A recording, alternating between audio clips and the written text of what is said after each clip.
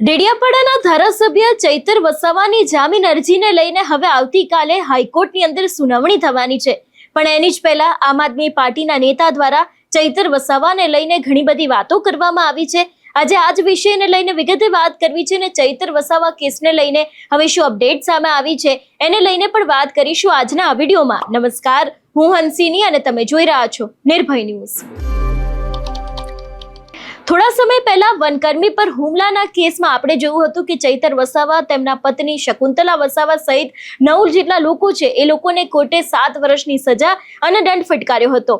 એ બાદ લગભગ 5 જેટલા લોકો છે એ લોકોના જામીન મંજૂર થઈ ગયા, જેની અંદર ચૈતર વસાવાના પત્ની શકુંતલા વસાવાને પણ જામીન મળી ગયા। અત્યારે હાલ આમ આદમી પાર્ટીના જે નેતાઓ છે એ લોકો પણ ક્યાંક ચૈતર વસાવાના સમર્થનમાં આવ્યા છે, પણ હવે જ્યારે આવતીકાલે ચૈતર વસાવા કેસને લઈને હાઈકોર્ટની અંદર સુનાવણી થવાની છે, એની જ પહેલા આમ આદમી પાર્ટીના નેતા દ્વારા આ સમગ્ર વિષયને લઈને વાતચીત કરવામાં આવી છે। અમારા સંવાદદાતા છે, એમની સાથે પણ આમ આદમી પાર્ટીના નેતાએ આ વિષયને લઈને વાતચીત કરવી છે અને અત્યારે હાલ આદિવાસી વિસ્તારમાં ક્યાંક જે પ્રશ્નો એક બાદ એક સામે આવી રહ્યા છે, તો તેમનું કહેવું એવું પણ છે કે ચૈતર વસાવા જે રીતે અવાજ ઉઠાવતા હતા એવી જ રીતે અત્યારે હાલ કોઈ પણ નેતા છે એ લોકો મેદાને આવતા નથી।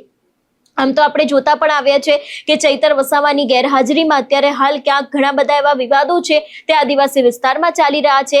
એ પછી મનસુખ વસાવાની બબાલ હોય કે બીજા ઘણા બધા એવા પ્રશ્નો હોય, પણ અત્યારે હાલ જ્યારે અમારા સંવાદદાતાએ ચૈતર વસાવા કેસને લઈને આમ આદમી પાર્ટીના નેતાની સાથે વાતચીત કરી હતી ત્યારે તેમણે શું કહ્યું તે સાંભળીએ। ડેડિયાપાડાના ધારાસભ્યની ગઈકાલે જામીન અરજી હતી હાઈકોર્ટની અંદર, પરંતુ જામીન ના થયા અને તેમને ફરી તારીખ પડી છે। ત્યારે આપણા સાથે જિલ્લા પંચાયતના જે ચૂંટાયેલા સભ્ય છે પરેશભાઈ રાઠવા, તેમના સાથે વાત કરીશું કે ગઈકાલે જે ધારાસભ્ય ચેતરભાઈ વસાવાની જામીન અરજી હતી પરંતુ તારીખ પડી છે, શું કહેશો? તારીખ પડી છે અને અમને ન્યાયપાલિકા સાથે પૂરો ભરોસો છે અને આવનારી તારીખમાં એમને જામીન મળી જાય એવી આશા પણ છે અને ન્યાયપાલિકા પર ભરોસો પણ છે અમને। એટલે તારીખ તો પડશે અને આ ભાજપવાળાની એ તો હોય જ છે કે તારીખ પર તારીખ, એટલે તારીખ તો પડી છે, વાંધો નહીં, પણ જરૂરથી ચૈતરભાઈ વસાવા બહાર આવવાના છે ચોક્કસ। શું લાગે છે તમને કે ચેતરભાઈને હવે પછી જે તારીખ આવશે તેમાં જામીન મળશે ખરા? હા, લાગે છે કે અમે પણ જોઈ સુનાવણી જે યુટ્યુબ પર ચાલતી હોય છે ને એ જોઈ છે, બધાને જામીન મળી ગયા છે એમની સાથેવાળાને, લગભગ 2 કે 3 જણ જ એ લોકો અંદર છે, તો એમને પણ ચોક્કસ જામીન મળશે એવી આશા છે એમને।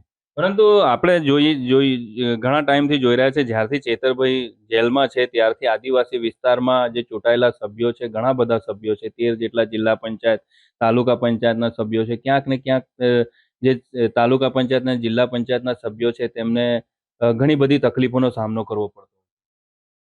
હા, એવું તો કંઈ છે નહીં, તકલીફો તો રહેવાની છે। ચૈતરભાઈ વસાવાની થોડીક ખામી વર્તાય છે, પણ ચૈતરભાઈ વસાવા હમણાં બહાર આવશે અને બધું સારું થઈ જશે અને એવું કંઈ છે નથી કે આવી તકલીફો પડી રહી છે કે આ છે તે છે, પણ ચૈતરભાઈ વસાવાના માર્ગદર્શન હેઠળ ઘણી બધી વસ્તુઓ સારી થતી હોય છે અને ઘણું બધું સારું ચૈતરભાઈ વસાવા શીખવાડતા હોય છે, પણ હમણાં આવવાના જ છે અને એમના માર્ગદર્શન પર પાછા અમે ચાલીશું। હમણાં અમે નવા છે, ઘણા બધા જિલ્લા પંચાયત કે તાલુકા પંચાયત નવા છે, તો એમાં થોડી હમણાં અમે શીખીએ છીએ અને કરીએ છીએ, પણ ચૈતરભાઈ વસાવા આવશે અને અમને સારું એવું માર્ગદર્શન આપશે।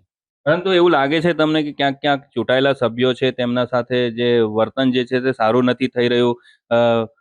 પંચાયતોની અંદર ગ્રાન્ટો જે હોય છે તેમાં પણ તેમને કામો ફાળવવામાં નથી આવ્યા તેવું પણ આક્ષેપો છે, આક્ષેપો કેટલા સાચા? ચોક્કસ જિલ્લા પંચાયતમાં હમણાં જે આયોજન થયું છે 10%નું, એની અંદર અમારા જે જિલ્લા પંચાયતના સભ્ય ચૂંટાયા છે, ઇવન અમારા સૈડીવાસન જિલ્લા પંચાયતની વાત કરું તો અમે જે લખીને આપ્યા છે એમાંથી એક પણ કામ એમણે લખ્યું નથી। એમની મેતે એક જ ગામની અંદર 2 કામ ફાળવી દીધા। અમને ખબર જ નથી કે એ ગામની અંદર આવી સમસ્યા છે કે આ કોઈ કે આપ્યું છે કે એવું કશું નથી। અમે એવા કામ જ નથી આપ્યા અને એ લોકોએ એમની જાતે એ કામ લખી દીધા છે અને ઘણી જિલ્લા પંચાયત એવી છે જે આમ આદમી પાર્ટી ચૂંટાઈ છે, એમાં એક પણ કામ નથી, 0 કામ। તો અમને જે ટાઈમે કીધું એ પ્રમાણે અમે કામો પણ આપ્યા, પણ એ લિસ્ટની અંદર અમારા કામો નથી. અને જે સામાન્ય સભા ભરાઈ છે એ સામાન્ય સભાની અંદર પણ ફટાફટ બધું પૂરું કરી દેવામાં આવ્યું. અને જે પ્રશ્નો પૂછવાના હતા અને પૂછ્યા પણ, ઘણા પ્રશ્નોના જવાબ નથી આપ્યા એમને. આવું પણ છે. શું લાગે છે તમને કે આ તમારા 13 જેટલા જિલ્લા પંચાયતના સભ્યો ચૂંટાયા છે, તો હવે ફરી જે આવનારી સામાન્ય સભા છે એમાં તમને શું ન્યાય મળશે ખરું?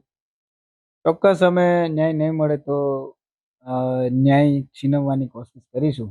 અને અ, ઘણા અમારા રાજેશભાઈ લગામી છે, વિપક્ષના નેતા છે, તો ઘણા પ્રશ્નો કરે છે. સુખરામભાઈ રાઠવા પણ કરે છે.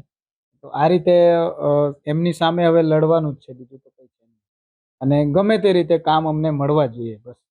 કારણ કે લોકોએ અમારા પર વિશ્વાસ મૂક્યો છે અને લોકો કંઈક કરશે એવો વિશ્વાસ મૂક્યો છે. ને આ લોકો અહીંયા અમને કામ ન આપીને જે વાતો છે, જે અમારા લોકો સુધી અમારે કામ કરવાના છે, લોકો સુધી બધા કામ પહોંચાડવાના છે, એ પહોંચશે નહીં.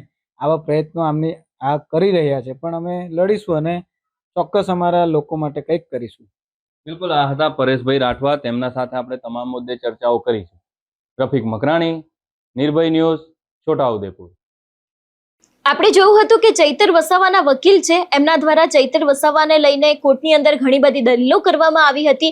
અને હવે આવતીકાલે સરકારી વકીલ છે, એમના દ્વારા પણ આ સમગ્ર વિષયને લઈને કોર્ટની અંદર વાત છે તે કરવામાં આવશે. પરંતુ જે રીતે જોવાનું એ પણ રહેશે કે ચૈતર વસાવા જેલની બહાર ક્યારે આવે છે. ચૈતર વસાવાની સાથે જે બીજા 2 કે 3 જેટલા લોકો છે, એ લોકોને લઈને પણ હવે જામીનની અરજી છે તે મૂકવામાં આવી છે અને દરેક વાતને લઈને સુનાવણી થવાની છે. જોવાનું એ પણ રહેશે કે ચૈતર વસાવા કેસને લઈને હવે આવતીકાલે શું અપડેટ સામે આવે છે.